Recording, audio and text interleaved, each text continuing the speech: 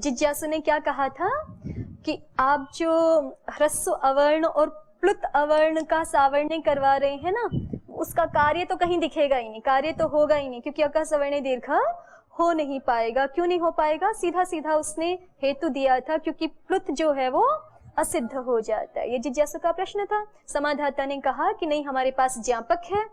क्या ज्ञापक है? सिद्धः स्वरः सिद्धः प्लुतः स्वर संधिषु। सिद्धः प्लुतः स्वर संधिषु ये ज्ञापक है, और इस ज्ञापक के कारण से ये तो सिद्ध ही रहेगा। ठीक है, वो ज्ञापक कैसे है वो तो केवल आपको समझाने के लिए यहाँ पे अलग से बता दिया, नहीं तो ज्ञापक ये पूरा मतलब एक अलग विषय होता है। आप केवल सिद्धांत भी स्मरण कर सकते हो, फिर ज्ञापक आदि तो पारिभाषिक का विषय है एक तरह से। तो सीधे सीधे समाधाता उत्तर दे सकता है कि नहीं, पाणिनीय व्याकरण में ये सिद्धांत है, सिद्धः प्लुतः स्वर संधिषु, तो इसके कारण से सिद्ध ही रहेगा। ठीक है, अब सिद्ध ही रहेगा तो अका सवर्ण दीर्घ प्राप्त हुआ। ठीक, तो लेकिन यहाँ तो फिर भी जिज्ञासु दिखा सकता है कि भले ही सिद्ध रहे, लेकिन यहाँ तो प्लुताः प्रकृत्या भवन्ति अचि नित्यम के कारण से निषेध हो जाएगा। ठीक है, निषेध ही रहेगा, यही स्थिति रहेगी। तो यहाँ तो सवर्ण संज्ञा करने का कोई प्रयोजन नहीं ही रहा फिर भी, लेकिन यहाँ दिखा सकते हैं सवर्ण संज्ञा करने का प्रयोजन। ठीक है, क्योंकि फिर से देखिए यहाँ पे जिज्ञासु ने मना किया था ना कि ये प्लुत असिद्ध हो जाएगा। समाधाता ने कहा कि नहीं, हमारे पास सिद्धांत है, सिद्ध ही रहेगा ये प्लुत, और सिद्ध रहेगा तो अकः सवर्ण दीर्घ अब हो सकता है। उसको रोकने वाला कोई अन्य वाक्य, अन्य सूत्र यहाँ पर नहीं है, तो ये प्रयोजन दिखा दिया समाधाता। अस्तु, इतनी बात हम कल भी देख चुके हैं। अब आगे बढ़िए, न्यासकार को देख रहे हैं हम। यदि इह इति एतावद् एव उच्येत तदा प्रत्यासत्तेः प्रकृतत्वाच्चाक्षर सामाम्नायिक एव विवृतः प्रतिज्ञायते इति विज्ञायेत, न धातु प्रातिपदिक प्रत्यनिपातस्थः। देखिए, हमारी जो मूल पंक्ति है उस पे ध्यान दीजिए। तेषां सावर्ण्य प्रसिद्ध्यर्थम अकार इह शास्त्रे। इह के साथ एक और भी शब्द पढ़ा है, क्या? शास्त्रे। ये भी पढ़ा है ना। इह का अर्थ क्या होता है? कौन से सूत्र से इह शब्द बनाते हो? इदमोह और इदम इश, दो सूत्र लग के इह बन जाता है ना। नहीं, 5-3 में है ना आपका सूत्र, इदमोह। इदम शब्द से ह प्रत्यय हो जाता है, और इदमः इश, इदम को इश आदेश हो जाता है, तो क्या बन गया? इह। और सप्तमी समर्थ से हो रहा है कार्य। इह का अर्थ होता है अस्मिन काले भी हो सकता है या अस्मिन देशे भी हो सकता है। ठीक है, तो इह शास्त्रे ऐसा पढ़ा हुआ है। इह शास्त्रे माने अस्मिन शास्त्रे। तो अस्मिन शास्त्रे पर अब चर्चा कर रहे हैं न्यासकार की शास्त्रे ना पढ़ते इस पंक्ति में, इह ही पढ़ देते केवल, तो वाक्य क्या बनता हमारा? तेषां सावर्ण प्रसिद्ध्यर्थम अकार इह विवृतः प्रतिज्ञायते। और फिर इह का अर्थ क्या होता यदि शास्त्रे साथ में ना पढ़ते तो? अस्मिन किम, शास्त्रे तो बोला नहीं, तो विशेष के रूप में क्या लेके आते? अस्मिन तो या इह तो जो है सर्वनाम शब्द हो गया ना। इह तो अव्यय शब्द है, लेकिन इह का अर्थ आप अस्मिन कर रहे हो तो वो सर्वनाम शब्द हो गया। तो सर्वनाम शब्द किसका संकेतक होता? इस सूत्र का, क्योंकि अ इ उन सूत्र की व्याख्या चल रही है ना ये। तो आप इह शास्त्रे ना पढ़ते तो इसका अर्थ क्या हो जाता? इह सूत्रे, इह अस्मिन अ इ उन इत्यस्मिन सूत्रे अकारः विवृतः प्रतिज्ञायते, ऐसा अर्थ होता। ये इतनी बात स्पष्ट हो गई कि अगर हम शास्त्रीय शब्द ना पढ़ते तो फिर इह का अर्थ होने लगता अ इ उन इत्यस्मिन सूत्रे, और ऐसा होता तो क्या समस्या आती उसको यहाँ पर न्यासकार दिखा रहे हैं। देखिए, यदि इह इति एतावद् एव उच्येत, अगर हम इह इतना ही पढ़ते वाक्य में, माने शास्त्रे ना पढ़ते, इह इतना ही पढ़ते, तदा प्रत्यासत्तेः प्रकृतत्वाच्चाक्षर सामाम्नायिक एव विवृतः प्रतिज्ञायते इति विज्ञायेत। तदा तब क्या होने लगता? प्रत्यासत्तेः, प्रत्यासत्ति न्याय से। प्रत्यासत्ति क्या हो, न्याय क्या होता है जानते हैं? प्रत्यासत्ति न्याय होता है माने निकटता से जो वस्तु हमें प्राप्त हो, सुलभता से उसको हम ले लेते हैं। जैसे आपको कहा जाए कि जो है वो मधु लेके आओ, और आपके घर में ही एक बड़े से पेड़ पे मधु लगा हुआ है, तो आप वहीं से ले लेंगे ना, दूर 100 किलोमीटर दूर जंगल में जाकर के पेड़ से थोड़े लाएंगे फिर। ठीक है, ये न्याय है प्रत्यासत्ति न्याय। प्रत्यासत्ति का अर्थ होता है सामीप्य। तो यदि इह एतावद्, यदि इह इति एतावद् एव उच्येत, यदि तेषां सावर्ण्य प्रसिद्ध्यर्थमकार इह शास्त्रे विवृतः प्रतिज्ञायते, इस पंक्ति में इह शास्त्रे ऐसा ना कहकर इह इतना ही केवल कह देते तो फिर क्या होता? तदा प्रत्यासत्तेः प्रकृतत्वाच्चाक्षर सामाम्नायिकः एव विवृतः प्रतिज्ञायते इति विज्ञायेत। तदा तब प्रत्यासत्तेः, प्रत्यासत्ति न्याय से और प्रकृतत्वाच्च, और प्रकृत होने से, प्रकृत माने प्रसंग होने से, प्रस्ताव होने से। किसका प्रस्ताव चल रहा है, किसका प्रसंग चल रहा है? आयुन सूत्र का। तो प्रत्यासत्ति न्याय से भी और प्रसंग से भी, प्रकृत होने से भी अक्षर सामाम्नायिकः एव अकारः। अक्षर सामाम्नायिक कौन? अ इ उण, ये अक्षर समाम्नाय है ना पूरा जो 14 सूत्र है, अक्षरों का समाम्नाय है अ इ उण आदि जो पाठ किए हुए हैं वर्णों का। तो उसमें से अक्षर समाम्नायिकः जो अकार है वही विवृत प्रतिज्ञा कर रहे हैं आचार्य, इति विज्ञायेत, ऐसा समझा जाने लगता। कोई व्यक्ति ऐसे समझ सकता था, है ना? यदि पंक्ति में हम इह विवृतः प्रतिज्ञायते इतना ही कह देते तो अ इ उण इस सूत्र में जो अक्षर समाम्नायिक आकार पढ़ा है केवल मात्र उसी आकार को ही आचार्य विवृत कर रहे हैं, ऐसा कोई समझने लग सकता था। फिर क्या समस्या हो जाती? तो कहते हैं कि अगर केवल अ इ उण के आकार को ही विवृत करते तो इसका मतलब जो भी धातुओं में, प्रातिपदिकों में, प्रत्यय आदियों में जहां कहीं भी आकार है उसको आचार्य शास्त्र प्रक्रिया के लिए फिर विवृत नहीं मान रहे, आ इ उण वाले आकार को ही मान रहे हैं। तो जहां कहीं अकह सवर्ण दीर्घ आदि कह रखा होगा जिससे हमें पता चले कि ये अक्षर समाम्नायिक आकार है, वहां तो केवल उसको मान लेंगे विवृत, प्रातिपदिक आदि का आकार जो है वो विवृत नहीं हो पाएगा। वही समस्या आगे दिखा रहे हैं, देखिए। न धातु प्रातिपदिक प्रत्यनिपातस्थः, अगर यह इतना ही कहेंगे तो केवल अ इ उण के आकार को ही विवृत प्रतिज्ञा कर रहे हैं आचार्य, ऐसा अर्थ जाना जाने लगेगा। धातु प्रातिपदिक प्रत्यय निपात आदियों में स्थित जो आकार है वो तो विवृत नहीं किया जा रहा है, ऐसा समझा जाने लगेगा। फिर क्या होगा? तो कहते हैं ततः प्रयत्न भेदाद असति सावर्णे, तो फिर प्रयत्न भेद होने से असति सावर्णे अक्षर सामाम्नायिकेन तस्य अग्रहणाद अचतुम न स्यात्। तो फिर जैसे यहाँ पे भी समस्या आ जाएगी। मान लीजिए देवदत्त बोला हमने, ये संबोधन का बोला है देवदत्त, संबोधन एक वचनांत पद, और आगे अत्र है वाक्य में, तो हमें यहाँ संधि करनी है, अका सवर्ण दीर्घ होगी नहीं अब, है ना? नहीं होगी ना? कैसे पता चला नहीं होगी? क्योंकि आपने तो जो है आ इ उण, उससे तो फिर कुछ ही प्रयोजन सिद्ध नहीं होगा कहीं पर भी, है ना? क्योंकि ये भले ही जो है ये देवदत्त का अ जो है ये तो विवृत किया नहीं आपने, और अत्र का अ भी जो है हम कैसे पहचानेंगे कि कोई भी अक्षर समाम्नायिक है? आपने तो कहा कि केवल अ इ उण का ही अ जो है वो विवृत है, और कोई भी धातु प्रातिपदिक आदि में निपात में स्थित कोई भी आकार विवृत है ही नहीं, तो फिर कोई प्रयोजन ही सिद्ध नहीं हो पाएगा, उससे तो सवर्ण संज्ञा नहीं हो पाएगी। ततः प्रयत्न भेदाद, प्रयत्न भेद बना रहने से, अब इसमें मतलब बहुत समस्या इसलिए हो रही है कि कोई भी उदाहरण नहीं मिल पाएगा, क्योंकि जो हम अका सवर्ण दीर्घ लगाना चाहते हैं उसमें हमें पूर्व में अक चाहिए और परे अच चाहिए, तो वो अक और अच हम कहीं ना कहीं प्रयोगों में ही तो देखेंगे भाई, किसी धातु का होगा, किसी प्रातिपदिक का होगा, किसी पद का होगा, ऐसे ही तो होगा। तो और उसके आकार को आप कह रहे हैं कि नहीं जो है वो विवृत नहीं है, केवल अयुण के का ही आकार विवृत है, तो अयुण के आकार को तो विवृत करने से कोई भी बात सिद्ध हो ही नहीं पाएगी।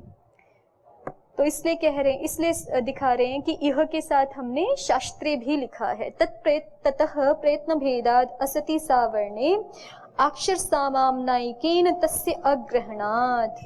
प्रयत्न भेद होने से, असति सावर्णे सवर्ण संज्ञा न हो सकने से, अक्षर सामाम्नायिकेन तस्य अग्रहणात्, अक्षर सामाम्नायिक अवर्ण के द्वारा उसका ग्रहण भी नहीं होगा। और अचतुम न स्यात्। अब एक और समस्या दिखा रहे हैं यहाँ पर, न्यासकार और पीछे जाके देख रहे हैं थोड़ा। इसी उदाहरण में देख लीजिए जो ऊपर लिखा है हमने, देवदत्त अत्र। वो कह रहे हैं कि देवदत्त के अ को तो आप जो है वो अक भी नहीं कह सकोगे और ना ही अत्र के अ को आप अच कह सकोगे। क्यों?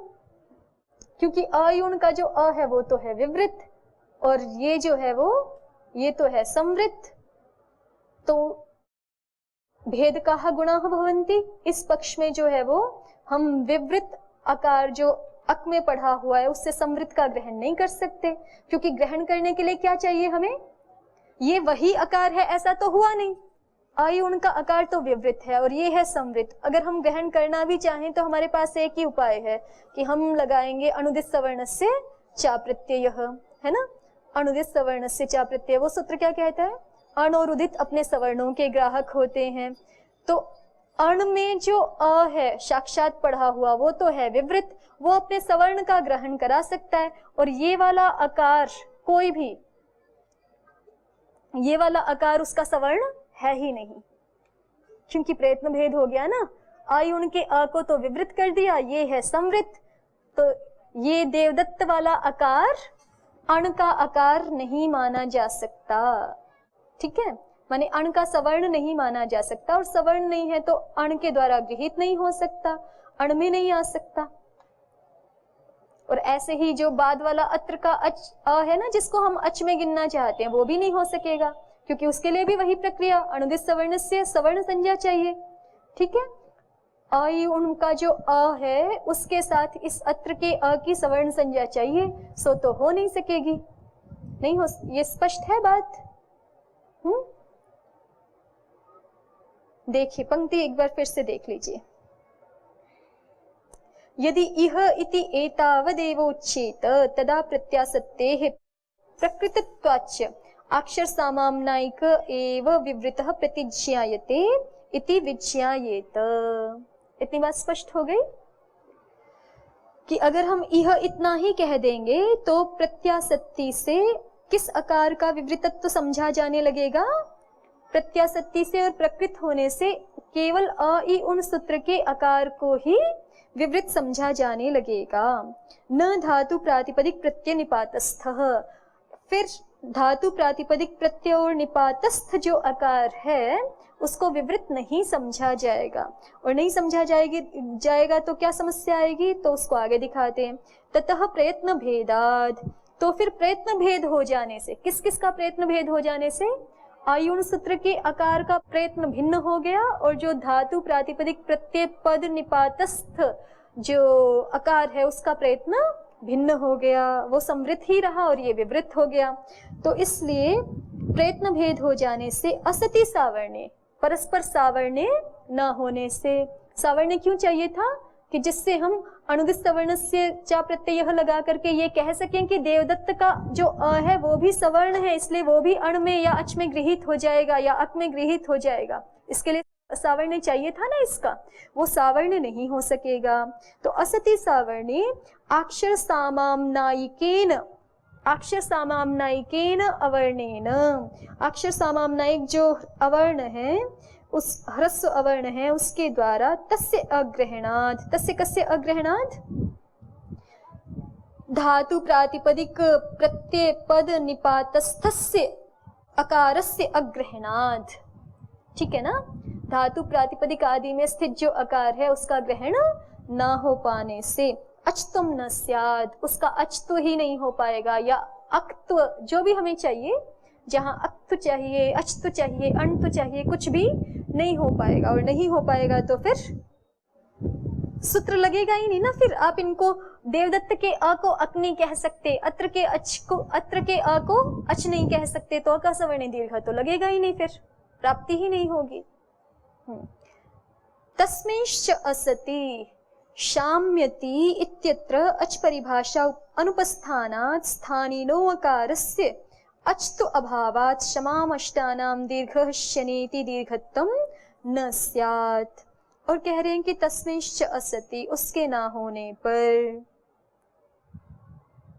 उसके किसके ना होने पर? अच्तु के ना होने पर।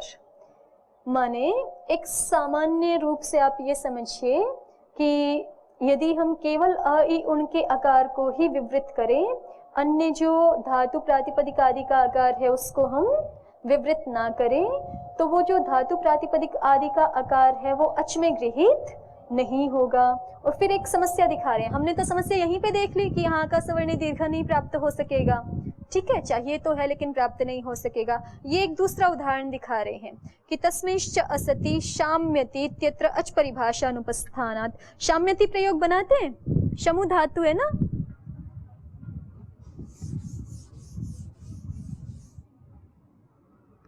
दिवादिगण की धातु है, शमु उपशमे उकारः इत्संज्ञकः वर्तते, शमिति भविष्यति। अग्रे सर्वामपि तिवाद्युत्पत्तिं साधयित्वा अत्र वयं लटः स्थाने तिपिति कुर्मः, तस्यापि ति इति अवशिष्यते। पुनः यतः दिवादिगणस्य वर्तते इति कृत्वा कर्तरि शपम् इति बाधित्वा, कर्तरि शपं बाधित्वा पुनः किं भविष्यति? दिवादिभ्यः शनिति भविष्यति। धातोः परं भवति, कर्तृवाची सार्धातु के परतः धातोः शन प्रत्ययो भवति अथवा विकरणो भवति, तर्हि शन इति तस्य किम् अवशिष्यते? य इति इत्येव अवशिष्यते। पुनः सूत्रमेकं वर्तते सप्तमाध्याये चतुर्थे पादे शमामष्टानां दीर्घः, चतुर्थे पादे तृतीये पादे वर्तते, सप्तमाध्याये तृतीये पादे पश्यन्तु एकदा, शमामष्टानां दीर्घः शनि, तृतीय पादे वर्तते शमामष्टानां दीर्घः शनि।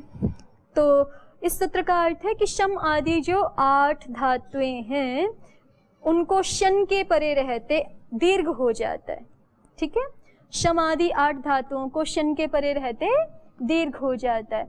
वैसे सामान्य रूप से तो क्या होना चाहिए? अलुंत्य से परिभाषा आनी चाहिए, लेकिन जहां कहीं ह्रस्व दीर्घ और प्लुत का विधान किया जाता है वहां पे अलुंत्य से नहीं आता, वहां क्या आता है? अचश्च, है ना। जहां पे ह्रस्व दीर्घ और प्लुत का विधान किया जाता है वहां कौन सी परिभाषा आती है? अचश्च। ह्रस्व दीर्घ प्लुत हो रहा है तो किसके स्थान पे होगा? अच के स्थान पे होगा। तो अब सूत्र का अर्थ क्या बना देखिए कि शन के परे रहते शम के अच को दीर्घ हो जाए, यही तो अर्थ बनेगा ना। तो अब ये जो शम का अ है, धातु का अ, इसको आप अच तो कह ही नहीं सकते, नहीं कह सकते ना अच। क्यों नहीं कह सकते? क्योंकि उनका अ विवृत है, ये संवृत है, तो दोनों की परस्पर सवर्ण संज्ञा नहीं हुई, और सवर्ण संज्ञा नहीं हुई तो अनुदित सूत्र नहीं लग सका, क्योंकि वो सवर्णों का ही ग्रहण करा सकता है, ठीक है। तो इसका ग्रहण करवाया नहीं उसने अण में, और नहीं कराया तो फिर ये अण नहीं है तो अच भी नहीं है। अनुदित का अण तो बड़े वाला अण है ना, लण वाला, तो अण नहीं है तो अच भी नहीं है, और अच नहीं है तो यहाँ पे शाम्यति प्रयोग नहीं बन सकेगा। ये दोष दिखा रहे हैं, ठीक है।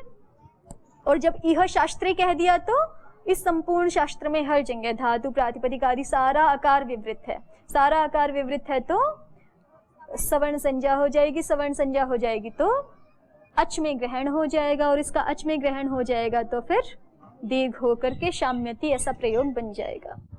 देखिए तस्मिंश्च असति, तस्मिंश्च असति माने अच्त्वे च असति, धातु प्रातिपदिक प्रत्यादियों का के आकार का अच्तु न होने पर शाम्यति इत्यत्र अच परिभाषा अनुपस्थानात्,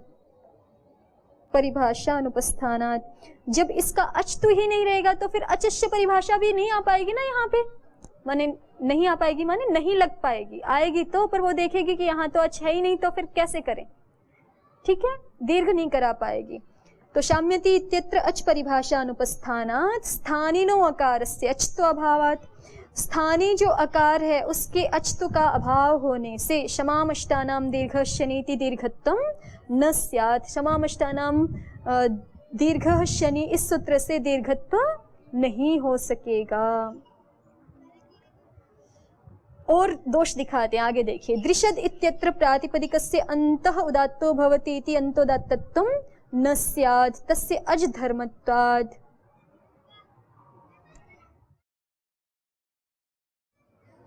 दृशद ये शब्द है, आगे सु लेके आए हैं हम, और उस सु का हलज्ञाभ्यो दीर्घा सूत्र से प्रक्तम हल सूत्र से लोप हो गया। तो अब दृशद ये पद है, ठीक है। अब इस दृशद पद में हम एक वैसे पद ना भी बनाए इससे पहले भी देख सकते हैं, क्योंकि जितना कार्य यहाँ दिखा रहे हैं उतना यहाँ पहले भी देख सकते हैं।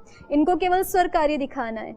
दृशद ये प्रातिपदिक तो है ही, अर्थवत प्रातिपदिकम भवति, तो ये प्रातिपदिक है अर्थवान होने से। और फिट सूत्रों में पहला ही सूत्र है फिशोन्तोदात्तः, कि कोई भी फिश माने प्रातिपदिक, तो प्रातिपदिक अंतोदात्त होता है, तो इसको अंतोदात्त करना था, ठीक है। इसको अंतोदात्त करना था, ये जो दृशद का अ है इसको उदात्त करना था, लेकिन कह रहे हैं कि उदात्त तो हो नहीं पाएगा। क्यों नहीं हो पाएगा?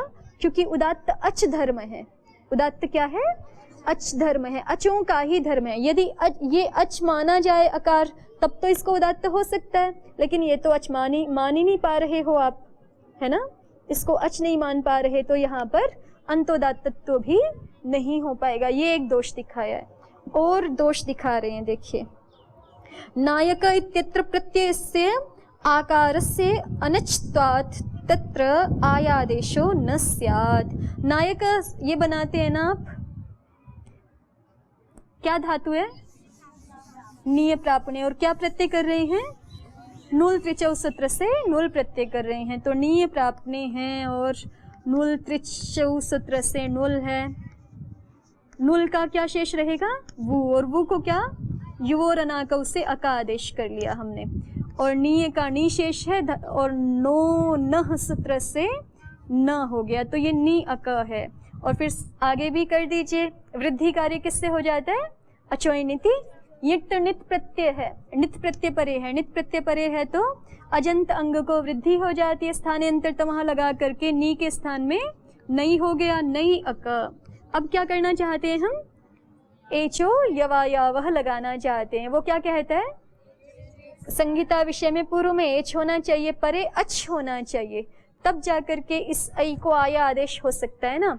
तो फिर वही समस्या दिखाई कि प्रत्यस्थ जो अकार है उसको तो आपने विवृत किया नहीं, विवृत किया नहीं तो ये अच नहीं हो सकता, अचो में गृहित नहीं हो सकता। इस ये अच नहीं है तो एचो यवायावह नहीं कर पाओगे, नायक शब्द नहीं बना पाओगे, ठीक है। देखिए यही लिखा है ना, नायक इत्यत्र प्रत्ययस्य अकारस्य अनच्त्वात्। नायक शब्द में प्रत्यय जो अकार है, प्रत्यय में स्थित जो अकार है अक का अ, उसके अनच होने के कारण से तत्र आयादेश न स्यात्। उस तत्र माने उस अकार के परे रहते, अक के आकार के परे रहते आयादेशो न स्यात्। आयादेश नहीं हो सकेगा, नहीं होना चाहिए, नहीं हो सकेगा, ऐसा कहना चाहते हैं। और दोष दिखाते हैं एक। अवनमति इत्यत्र निपाता आद्युदात्तः उपसर्गाश्चाभिवर्जमिति आद्युदात्तत्वं न स्यात्। ये तो दृशद जैसा ही है, लगभग स्वर का उदाहरण है। अवनमति, इस प्रयोग में अव का स्वर करना है हमें, तो अव का स्वर कैसे करेंगे? अव और नमति दो अलग अलग पद हैं, ये तो आपको पता ही है ना। यहाँ पे कोई समास आदि नहीं होता है, अवनमति दो अलग अलग पद हैं। तो अव से उत्तर नमति को तो निघात हो जाएगा। क्या सूत्र है? तिंग तिंग। अतिंग से उत्तर तिंग को निघात हो जाता है ना सूत्र 8-1 में। तिंग तिंग, अतिंग से उत्तर तिंग को निघात हो जाता है। निघात माने सर्वानुदात्त हो जाता है, तो नमति का तो सर्वानुदात्त हो गया। अब बचा अव का स्वर, तो अव का स्वर दिखा रहे हैं निपाताः आद्युदात्ताः। अव ये उपसर्ग है और नमति ये क्रियापद है, तो ये अतिंगंत है ना। अतिंगंत से उत्तर तिंगंत को क्या हो जाता है? निघात हो जाता है, माने सर्वानुदात्त हो जाता है, तो ये तो सर्वानुदात्त हो गया। अब अव का स्वर देखना है, तो अव का स्वर क्या रहेगा, तो कहा निपाताः आद्युदात्ताः भवन्ति।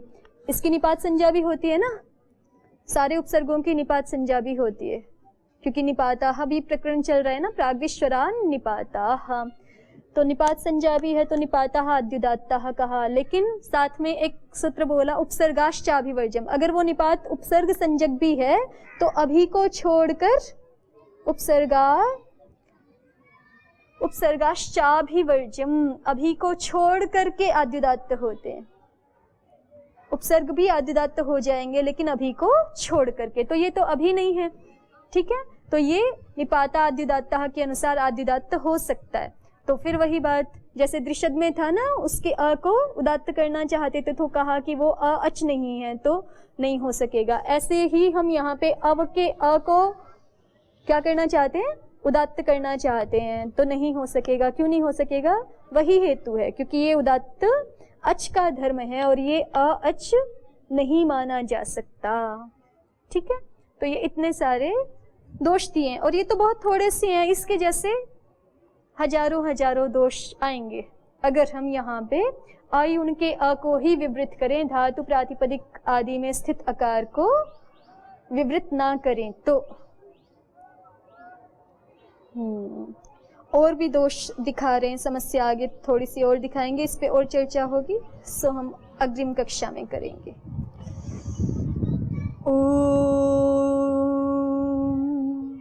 शांति शांति शांति। ओम श्री परमात्मने नमः। ओम श्री गुरुभ्यो नमः। ओम सर्वेभ्यो नमः। ओम।